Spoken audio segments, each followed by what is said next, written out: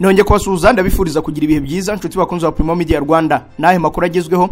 Minisitiri w'Intebe w'u Rwanda yavuze ko kugeza mu 2029 ubukungu bw'u Rwanda buzajya buzamuka nibura ku 9% buri mwaka. Ambasaderi Dr. Aisha Kirabo Kakira wakoze imirimo itandukanye mu Rwanda no ku rwego mpuzamahanga yapfuye.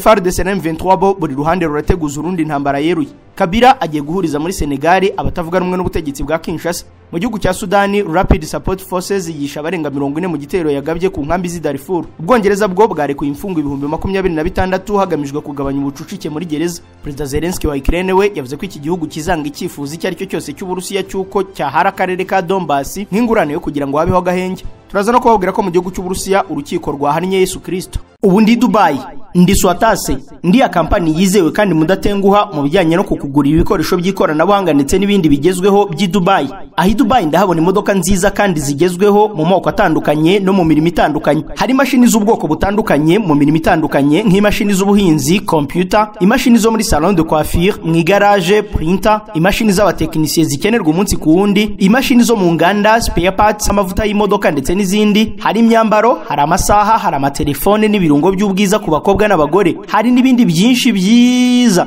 kandi bihendutse bya kalite y'i Dubai. Ntuma icyo ushaka kigenda mu ndege urakibona mu minsi 2. Ku bindi bitanyura mu ndege wanyandikira kuri WhatsApp 0788 67 85 97. Aya mahirwe nguhaye yo kuba ndi Dubai wantuma mu minsi 2 bikaba bikugezeho ntagucike. Ndi Swatasi. Agaciro ko kwiga ikidage karuta kuri giciro. Banyeshuri musoje yisumbuye cyangwa kaminuza, abari mu biruhuko n'abandi mwese mu byifuza, Der Sprachenhub German Language Academy, ikigo cyigisha ururimi rw'ikidage ku buryo bwihuse kandi bugezweho, kigatanga ubujyanama bugamije gufasha urubyiruko rw'u Rwanda n'abandi bose babyifuza kugera ku mahirwe yo kwiga, gukora, guhugurwa, kuminuza cyangwa gutura mu Budage. Ku ishami ryo rya Kigali Nyarugenge hamwe n'abafatanyabikorwa bacu, turahamagarira buri wese ubyifuza ko mu Budage no mu bindi bihugu bikoresha ikidage hari amahirwe menshi agutegereje. Ushobora kwiga umwuga kandi uhembwa mu mashami atandukanye ariyo ubuvuzi n'ubuforomo, uburezi bw'abana bato, imyuga ngiro n'ikoranabuhanga, ubucuruzi na logistics ndetse na hotel and restaurant management. Amasomo atangwa kuva ku rwego rwa A1 kugeza kuri B2 ku ishami ryacu rya Kigali i Nyarugenge ku gahanda KN 89 ST ku nzu ya 9 muri etage ya 5. Ushobora guhitamo kwiga mu gitondo, nyuma ya saa sita, nimugoroba cyangwa muri weekend. Akarusha kandi muri Der Sprachenhub twiyemeje kugufasha. Tuguha amakuru ajyanye na admission na scholarship mu mashuri ndetse twaguhuza n'amahirwe yo kubona akazi ku bafite impamyabumenyi cyangwa impamyabushobozi. Tugutoza kandi tukaguha ubufasha mu kuzuza application no kuzinoza, tukagufasha gukora dosiye isaba visa ndetse tukaguha ikaze no kukumenyereza mu gihe ugiye gutura mu Budage. Ese wari uzi ko kwiga kaminuza mu Budage ari ubuntu? Iyandikisha nonaha. Ushobora kunyura kuri nimero yacu ya WhatsApp kuri 07 90 13 98 22. Mwicikanwa kuko abakozi n'abanyeshuri bazahitamo kwiga nimugoroba cyangwa muri weekend bazahabwa igabanyirizwa ridasanzwe. Hitamo Der Sprachenhub German Language Academy maze ugere kure. Hahibwota amasimbi, ubumenyi n'ubushobozi maze wiyubakira u Rwanda.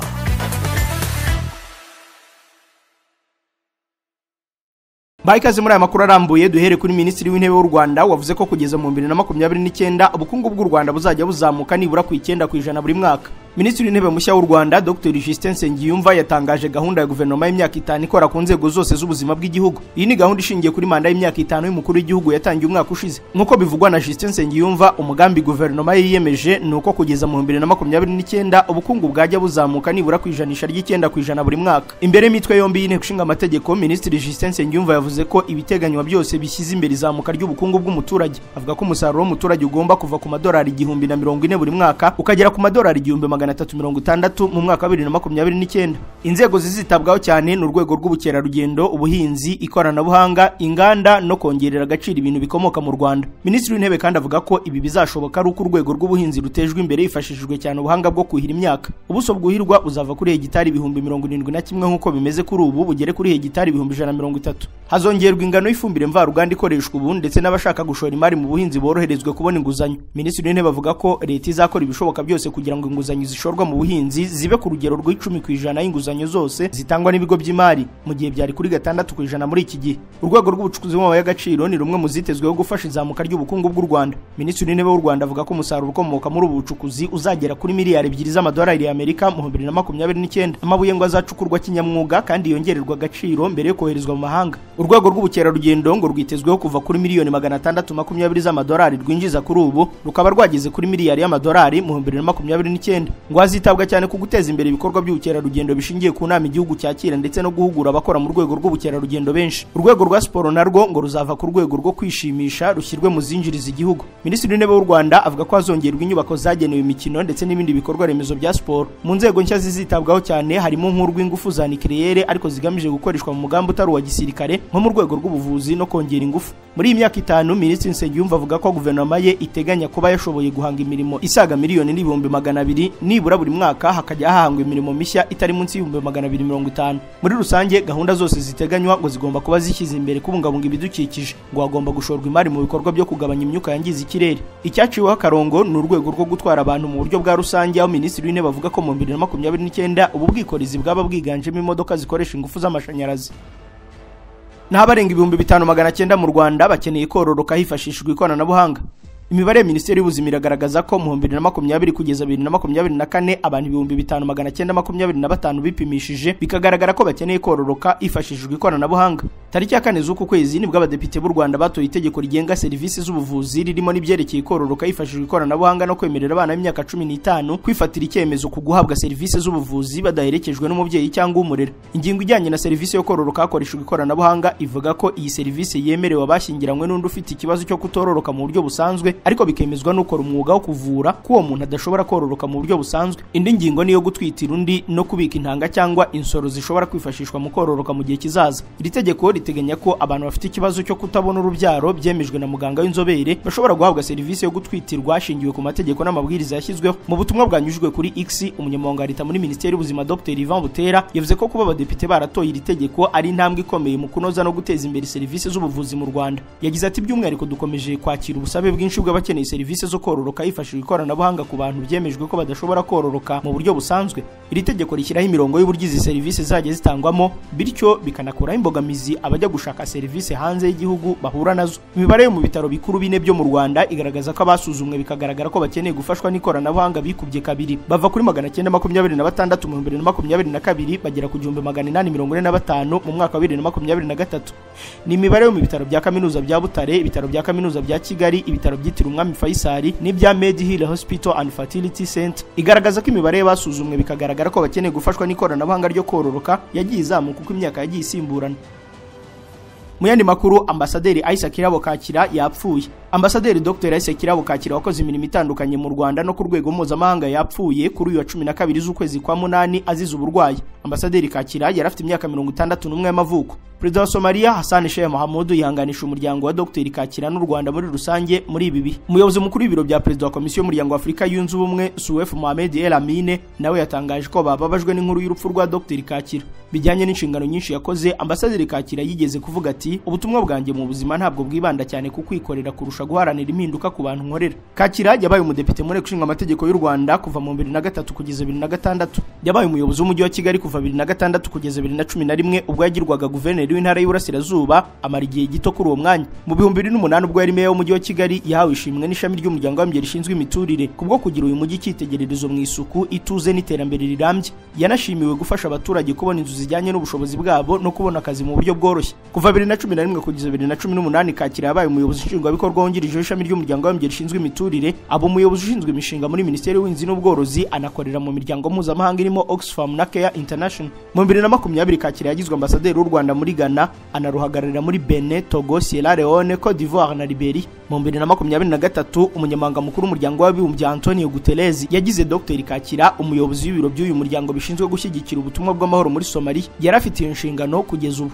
Ambasaderi Kakira yari afite impamyabumenyi y'ikiciro cya 3 mu bijyanye na Veterinary Science in Animal Production and Economics yakuye muri kaminuza James Cook muri Australia, n'ikiciro cya 2 mu buvuzi bwa Veterinary Medicine yakuye muri kaminuza Makerere muri Uganda.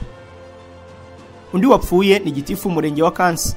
Nsanzimana Theogene wari umunyamabanga nshingwabikorwa w'umurenge wa Kansi mu karere ka Gisagara yapfuye azize uburwayi. Amakuru y'urupfu rwe yamenyekanye kuri uyu wa 3. ababanye nawe mu buyobozi bw'inzego z'ibanze mu karere ka Gisagara bavuze ko bikekwa ko yishwe na stroke. Bamwe mu bo bakoranaga babwiye Umuseke ko nta minsi irenze 3 yamaze mu bitaro. Bavuga ko nyakwigendera yafashwe ari mu ijoro ariko kubera ko yibanaga mu nzu ntiyabasha kubona ubufasha ku gihe. Yaje kujyanwa kwa muganga mu gitondo ashyirwa mu bitaro ariko binaniranye ahita yoherezwa mu byitiriwe Umwami Faisal Kigali ari naho yaguye. Uyu munyamabanga nshingwabikorwa w'umurenge wa Kansi Nsanzimana Theogene nta cyumweru cyari gishize yimuriwe muri uyu murenge avanywe mu murenge wa Ndora mu karere ka Gisagara. Ayi Kansi yibanaga mu nzu kuko abanyamabanga nshingwabikorwa b'imirenge bategekwa kuba mu ifasi bakoreramo. Mu yandi makuru, urukiko rwa gisirikare rugiye kuburanisha urubanza rw'abasirikare n'abasivile 20 baherutse gutabwa muri yombi bakurikiranwa ubufatanyacyaha mu kwakira no gutanga inyandiko utemerewe n'ubufatanyacyaha mu gukoresha umutungo wa leta icyo utagenewe. Ibyaha bakurikiranyweho ni ibijyanye n'uburyo haguzwe amatike y'indege kuri konti ya Minisiteri y'Ingabo z'u Rwanda mu buryo bunyuranyije n'amategeko. Mu basivile batawe muri yombi harimo abanyamakuru Ndayishimiye Rigani uzwi nka Rugaju, Mucyo Anta Biganiro na Ishimwe Rikari. Bose bambaye impuzankano iranga imfungwa n'abagororwa bya gisirikare. Abasirikare bakurikiranwa muri urubanza ni 3 barimo Kapiteni Penny na Mutoni na Kapiteni Penny n'Umurungi. Hakurikiranwa kandi CSP Hilary Sengabo usanzwe ari umuvugizi w'urwego rw'igihugu rushinzwe imfungwa n'abagororwa. Mukanya aya makuru turakomereza kuyavugwa hanze y'u Rwanda. Mu ivuriro Everlife nahivurije umwijima, mpivuriza n'iby'amabanga y'abashakanye. Bankoraho riraka n'abahanga pe. Nyuma yo kugira ikibazo cy'imisemburo mike bandangiye ivuriro Everlife ndarigana baramfasha icyo kibazo kirakemuka. Nyuma naje kujyana n'umubyeyi wanjye afite ikibazo cya hypertension, ubu ngubu n'umuziba. Nashishikariza abantu bafite ibibazo by'imisemburo bigatuma batabyara, bigatuma imihango yabo itaza neza nkuko bikwiye, kuba mwagana ivuriro Everlife bakabafasha. Murakoze cyane. Ivuriro Everlife rikorera Nyabugogo rimaze kuba ubukombe mu Rwanda no hanze yarwo mu kuvura indwara bakoresheje imiti y'ibimera kandi itunganyijwe neza mu buryo bw'ibinini, poudre cyangwa liquide. Hari abadogiteri batandukanye bagufasha kandi kiza nuko aho waba uherereye hose ku isi imiti yakugeraho, cyane ko bakorana na DHL. Mu ndwara bavura twavugamo nk'iz'imyororokere zose, kurangiza vuba no kubura ubushake, indwara zifata abadamu zose, igwingira ry'igitsina, indwara nk'umwijima, diabete, amara, igifu, asima. Abifuza kuva ku biyobyabwenge nabo barabafasha. Ku bindi bisobanuro wahamagara cyangwa ukandikira muganga. Everlife, icyizere cy'ubuzima. Bantu mufite imodoka za hybrid mwaba muzi ko zigira umwihariko w'uburyo zitabwaho. Muti kagira inkuru rero. Yego, maintenance y'imodoka za hybrid irihariye rwose. Abantu benshi imodoka zabo zikomeje kwangizwa no gukorerwa maintenance nabi cyangwa zigakorwa n'abatabifitiye ubumenyi, bikabiri kuziganisha mu kwangirika no kuziteza ibindi bibazo bya hato na hato. Waba waribajije impamvu uhora mu igaraje mu gihe hari abandi imodoka zabo zikiri urwembe nyamara mwaraguze zo mu mwaka umwe? Sigaho kwiyangiriza kuko maintenance y'izi modoka za hybrid bo bagutanze kumenya ibanga ryayo. Nta rindi rero uretse kumenya Auto Korea Maintenance Limited. Ngabo bahanga bazi gusuzuma no kugufasha kubungabunga imodoka ya hybrid mu buryo bwose bushoboka. Witesha agaciro imodoka yawe, yishyira inzobere mu bya teknoloji y'imodoka zigezweho kuko nabo bagufitiye aba engineer babirambyemo. Aba banakugira inama zagufasha ubwawe kugira ubumenyi bwo kwita ku modoka yawe bitabaye ngombwa kuyizana mu igaraje. Muri Auto Korea Maintenance Limited nibo bafite amavuta kabuhariwe mu bijyanye no gusukura moteri z'imodoka za hybrid ndetse no gukorera maintenance systeme zazo zose. Ubwo kandi namwe mufite imodoka zo mu bwoko bwa Kia na Hyundai, nizere ko mwamaze kumenya neza ko muri Auto Korea Maintenance Limited ariho honyine hari Pro Lines na products zibafasha gukomeza kurambana izo modoka no kuzirinda kwangirika kwa hato na hato. Dukorera igikondo kuri Mereze ya mbere iruhande rwo kwa Padiri. Hamagara 07 86 20 60 Makuru avugwanze y'u Rwanda. FARDC na M23 buri ruhande rurateguza urundi ntambara yeruye. Umutwe wa M23 n'ingabo za leta ya Repubulika ya Demokarasi ya Kongo bakomeje gushinjanya ubushotoranyi no guteguzanya kurasana mu gihe intambara ikomeye hagati impande zombi ikomeje gututumba. FARDC bice mu muvugizi wayo General Major Sylvain Kenge yashinje ingabo za M23 ko bazikomeje kugaba ibitero ku birindiro byabo biherere mu ntara za Kivu y'Amajyaruguru n'iy'Amajyepfo. Ati ingabo za Repubulika ya Demokarasi ya Kongo zitanze umugabo ku banyagihugu n'amahanga ku myitwarire ya M23 yo gushyira imbere intambara ndetse n'ibitero bitandukanye rihuriro ryagabye ku birindiro byacu muri Kivu y'Amajyaruguru n'iy'Amajyepfo. General Major Sylvain Kenge mu itangazo yasohoye kandi yavuze ko M23 ikomeje kwica abasivile batagira kirengera muri Kivu y'Amajyaruguru by'umwihariko abahutu. Ibyo yabigaragaje nk'ibinyuranyije n'amasezerano y'amahoro ya Washington n'amahame y'ibanze aganisha ku guhagarika intambara hagati ya Kinshasa na M23 bashyizeho umukono i Doha mu kwezi kwa 7 uyu mwaka. FARDC yateguje ko nubwo ikomeje kubahiriza gahunda ya guverinoma ya Kongo mu bijyanye n'inzira z'amahoro za Doha na Washington, ifite uburenganzira bwo gusubiza mu buryo bukwiye ku bushotoranyi ubwo aribwo bwose bwari ririya huriro rimenyereye kwica amasezerano ngo nibyo ryiyemeje. FARDC yateguje ko ishobora gusubiza ibitero bya M23 iri kuyigabaho mu gihe uyu mutwe nawo maze iminsi utanga impuruza ku kuba ingabo za leta zikomeje kohereza mu bice bitandukanye ibikoresho n'ingabo, ari nako zigaba ibitero mu duce dutuwe n'abaturage benshi. M23 biciye mu muvugizi wayo Lawrence Kanyuka yavuze ko ibikomeje gukorwa n'ubutegetsi butemewe bwa Kinshasa bigize kwica iby'impande zombi zemeranyijeho mu rwego rwo gukemura amakimbirane zifitanye mu mahoro. Kanyuka yavuze ko Kinshasa ikomeje kohereza mu duce dutandukanye ingabo ku bwinshi, ubushotoranyi ndetse n'ibitero. Yavuze ko mu mujyi wa Uvira muri Kivu y'Amajyepfo Kinshasa yamaze kohereza abarwanya umutwe wa FDLR, Mai Mai n'imbonerakure zaturutse Hewabola, Kindu, Kilembe, Bwimbi na Bujumbura. Ni nako ngo bimeze muri Walikare aho leta ngo ikomeje kohereza ku bwinshi ingabo n'intwaro ziremereye zituruka Kisangani cyo kimwe no mu mujyi wa Beni. Kimwe na FARDC, M23 nayo yavuze ko itanzeho umugabo mu muryango mpuzamahanga kandi ko ifite uburenganzira bwo kurinda abaturage b'abasivile ndetse no gukemurira ikibazo aho gituruka. Guterana amagambo kw'impande zombi kurakurikira imirwano ikomeye kuva mu cyumweru gishize iri kubera muri teritwari zitandukanye za Kivu y'Amajyepfo, aho mu mpera z'icyumweru gishize M23 yigarura utundi duce dutandukanye. Naho Kabila we agiye guhuriza hamwe abatavuga rumwe n'ubutegetsi bwa Kinshasa muri Senegal. Ibitangazamakuru byo muri Kongo no hanze no ku mbuga nkoranyambaga biragaruka ku makuru avuga ko Joseph Kabila wayoboye Repubulika ya Demokarasi ya Kongo imyaka 18 ateganya guhuriza hamwe abatavuga rumwe n'ubutegetsi muri Senegal hagamijwe kuganira ku bibazo bireba igihugu. Iyi nama izatumirwamo abantu bose ndetse n'imitwe ya politiki itavuga rumwe n'ubutegetsi bwa Kinshasa, ikaba igamije kureba uko umutekano usesuye wagaruka muri Kongo nyuma y'igihe iki gihugu kirangwamo intambara z'urudaca. Mu kiganiro cyihariye haye ikinyamakuru ya Biso News, umunyamabanga mukuru w'ishyaka Alliance pour le Changement rya Jean-Marie Kabundi ritavuga rumwe n'ubutegetsi bwa Kinshasa yavuze ko amakuru ajyanye niyo nama bayamenye binyuze ku mbuga nkoranyambaga. Cyakora Beli Mutono uhagarariye ishyaka rya Kabundi waza ari vice president wa mbere w'inteko ishinga amategeko yakanye ko batigeze babwa ubutumire cyangwa amakuru yemewe kuri iyi nama bivugwa ko izitabirwa n'abanyapolitiki batavuga n'umwe n'ubutegetsi bakazagirana ibiganiro n'uwaza ari perezida wa Kongo Joseph Kabila. Yongeye ko batakwemeza cyangwa ngo bahakane Burundi by'aya makuru, ariko ko biteguye kuba basohora itangazo ryemeye ry'uko babonye amakuru arambuye aturuka ku bateguye inama. Aha muri Kongo kandi Leta z'Ubumwe za Amerika zafatiye ibihano umutwe w'inyeshyamba na sosiyete ebyiri z'Abashinwa. Minisiteri y'Imari ya Leta z'Ubumwe za Amerika yatangaje ibihano ku nzego zifitanye isano n'ubugizi bwa nabi bw'imitwe yitwaje intwaro n'ubucukuzi butemewe bw'amabuye y'agaciro muri Kongo. Ibiro bishinzwe kugenzura umutungo w'amahanga muri Amerika byibasiye umutwe wa Coalition des Patriotes Résistants Congolais Force de Frappe Pareco FF ukorera mu gace gacukurwamo amabuye y'agaciro ka Rubaya muri Kivu y'Amajyaruguru, na koperative y'abacukura amabuye mu buryo gakondo ya Kongo hamwe n'amasosiyete abiri akorera muri Hong Kong, East Rise Corporation Limited na Star Dragon Corporation Limited.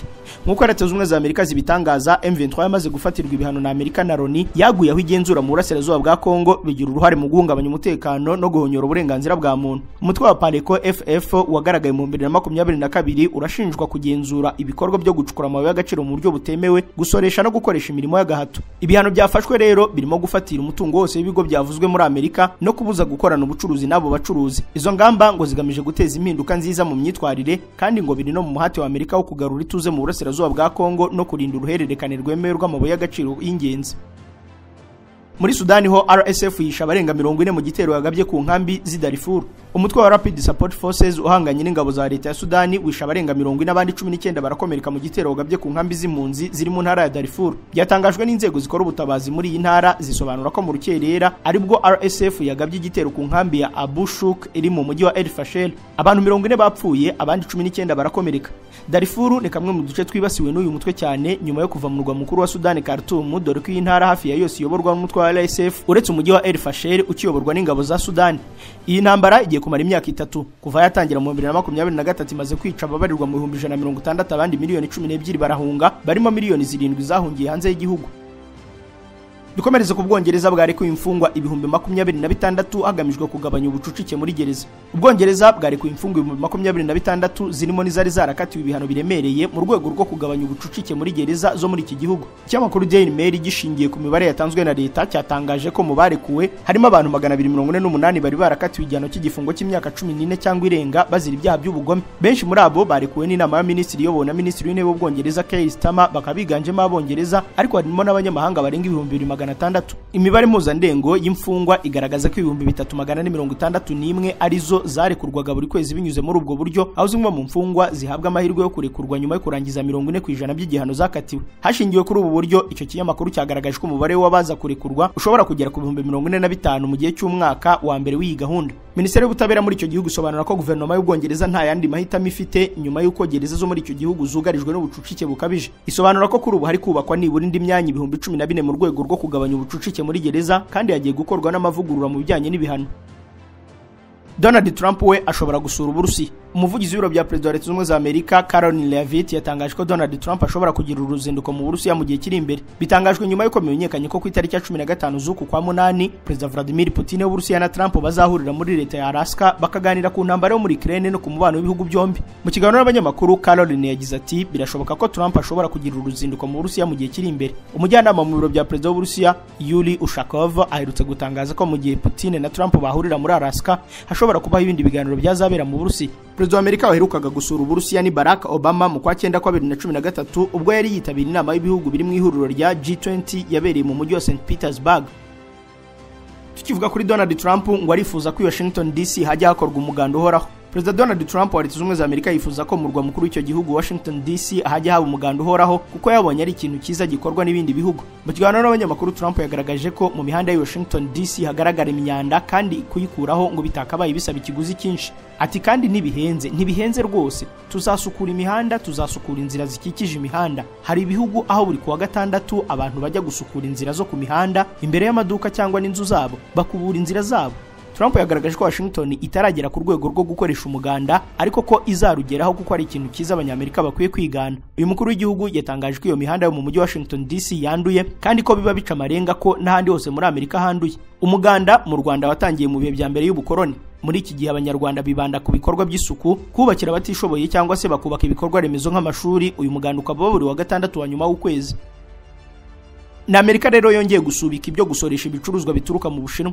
Perezida wa Leta Zunze Ubumwe za Amerika Donald Trump yasinye itegeko risubika ishyirwa mu bikorwa ry'imisoro yari yashyiriyeho Ubushinwa yongeraho andi mezi 3 yo kugira ngo ibihugu byombi bikomeze ibiganiro bigamije gushaka igisubizo. Yavuze ko yongereyeho indi minsi kugira ngo amasezerano n'uburyo bwo gukorana ubucuruzi hagati y'ibihugu byombi abashe kugerwaho. Minisiteri y'Ubucuruzi y'Ubushinwa nayo yahise itangaza ko yongeraho igihe kingana n'icyo Amerika yongeyeho kugira ngo ibiganiro bikomeze. Mu kwezi kwa 4 uyu mwaka nibwo Trump yasubitse bwa mbere imisoro yari yarashyiriyeho Ubushinwa n'ibindi bihugu nk'Ubuyapani na Mexique ndetse na Canada byari byarashyiriyeho 25% by'imisoro. Nyuma yaho gato Trump yaje gukuba kabiri umusoro uba 50% ku Bushinwa nabwo bukomeza kwinangira buwushyiraho, none byatumye ibihugu byombi byemeza kuwusubika kugira ngo bikomeze ibiganiro. Ubushinwa buvuga ko buzakomeza gufata imyanzuro iri mu nyungu z'iki gihugu nk'uko na Amerika nayo ivuga ko ifata imyanzuro iri mu nyungu z'abanyamerika. Na Perezida Volodymyr Zelensky we yavuze ko Ukraine izanga icyifuzo icyo ari cyo cyose cy'Uburusiya cyuko ihara akarere ka Donbas nk'ingurane yo kugira ngo habeho agahenge, aburira ko bishobora gukoreshwa nk'ishingiro ryo kugaba ibitero mu gihe kiri imbere. Zelensky yabivuze mbere y'inama hagati ya Putin na Donald Trump izabera muri leta ya Alaska muri Amerika kuri uyu wa gatanu. Trump yavuze ko yemera amasezerano y'amahoro ayariyo yose yabamo no guhererekanya uturere tumwe na tumwe, kandi byemezwa ko kimwe mu bintu Putin asaba ari uko Ukraine ihari ibice kigenzura nk'akarere ka Donbas mu burasirazuba bw'icyo gihugu. Hagati y'ingabo z'Uburusiya zikomeje ibitero byazo muri iyi mpeshyi, zikaba ziri kwerekeza hafi y'umujyi wa Dobropilya mu burasirazuba, ndetse mu gihe gito ngo ziratera intambwe ya kilometero 10. Zelensky yemeye ko iyo ntambwe yatumye Uburusiya bufata uduce twinshi, ariko yongera ko vuba aha Ukraine izasenya imitwe y'ingabo yagize uruhare muri icyo gitero. Akarere ka Donbas kagizwe n'uturere two mu burasirazuba twa Lugansk na Donetsk, kakaba karigaruriwe igice n'Uburusiya guhera mu 2014. Uburusiya kuri ubu bugenzura Lugansk hafi ya yose ndetse na hafi 70% by'akarere ka Donetsk, ariko ubwo yaganiraga n'abanyamakuru Zelensky yashimangiye ko Ukraine izanga icyifuzo icyo ari cyo cyose cyo kuva muri Donbas. Muri Korea y'Epfo ho uwahoze ari umugore wa perezida yatawe muri yombi. Uwahoze ari umugore wa perezida wa Korea y'Epfo Kim Keo yabaye uwa mbere mu mateka y'iki gihugu utawe muri yombi akurikiranyweho ibyaha. Mu byaha uyu mugore wa perezida uherutse kweguzwa Yoon Suk Yeol aregwa arimo buriganya mu bijyanye n'isoko ry'imari n'imigabane, ruswa no gukoresha icyari cyo mu nyungu ze bwite. Ibirego bihanishwa igifungo cy'imyaka. Umushinjacyaha wihariye uyoboye iperereza avuga ko uyu mugore w'imyaka 52 yahakanye ibyaregwa byose.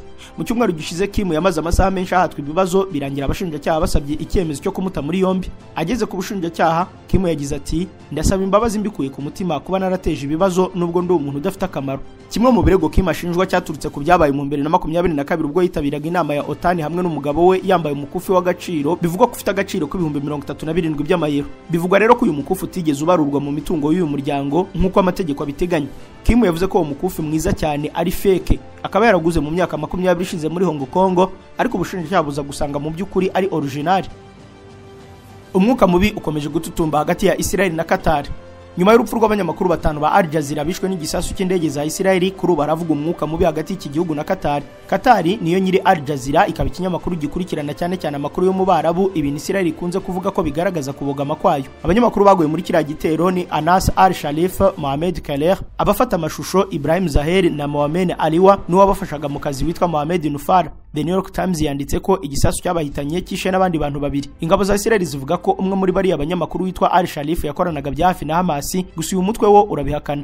Sheikh Mohammed bin Abdurrahman Al Thani, minisitiri w'intebe wa Qatar, yagize ati kwica abantu nk'abariya ukabikora nkana ni ikimenyetso cyo kwica amategeko mpuzamahanga kandi ni ikintu kirenze ubwenge. Kiriya gitero cyarakaje ubutegetsi bwa Qatar, igihugu Israel ihora icungira hafi. Qatar ni igihugu gituwe n'abaturage 400,000 biganjemo abanyamahanga bagiye kuhapagasa. Ubukungu bwa Qatar bushingiye cyane kuri peteroli na gaze. Qatar ni igihugu kimaze kumenyekana mu buhuza kuko cyahuje Amerika n'abatalibani, gihuza Eritrea na Ethiopia, gihuza u Rwanda na Repubulika ya Demokarasi ya Kongo ndetse n'abandi. Icyicaro gikuru cya Hamas mu bya politike kibidoha muri Qatar.